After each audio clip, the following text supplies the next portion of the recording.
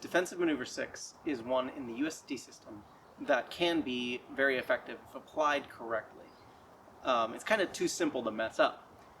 So we'll take a look at the original version of it, then we'll talk about what modifications I think that we have to make in order to make it actually somewhat effective. So first up, the traditional version starts from a horse stance with our hands in elbow position. And it's a simple left leg front ball kick, cross on guard, all while in this elbow position and going from a horse stance to a left half moon stance. On the bob, it would look like this.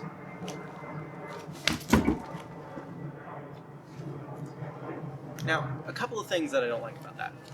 Number one, I'm not a big fan of the horse stance to start off with. I think that you could make some interesting arguments for the horse stance, but overall I think you're best spending the most of your training time in the stance that you're going to fight from.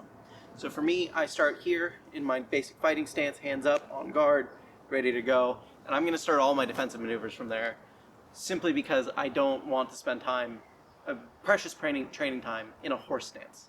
So going back to DM6, one of the main alterations I would make to it is just throwing the front kick from that stance. The second one would be where I land. I don't like the crossover on guard. I don't think there's anything wrong with making distance, but I think anytime you're crossing your feet, you're messing up. Okay? So I would train it with the front ball kick for return to guard. From there, I'd have a progressive escalation to other options. So number one, I do a front kick, I land back into the corner. Or I do a front kick and I land forward. Or I do a front kick and I land further backward. And I use my pendulum motion to get back. Any of these options is a good next step to this kick, but you've got to be able to do it stationary and then in motion. The other big thing that I would work on after that is I'd take it to a partner, and with a partner, the main drill that I'd have them do, one would hold the kicking shield, the other would be in their fighting stance. The person with the kicking shield advances, and the other person just has to stop them with that front kick. The whole point of this front kick is stopping advancement.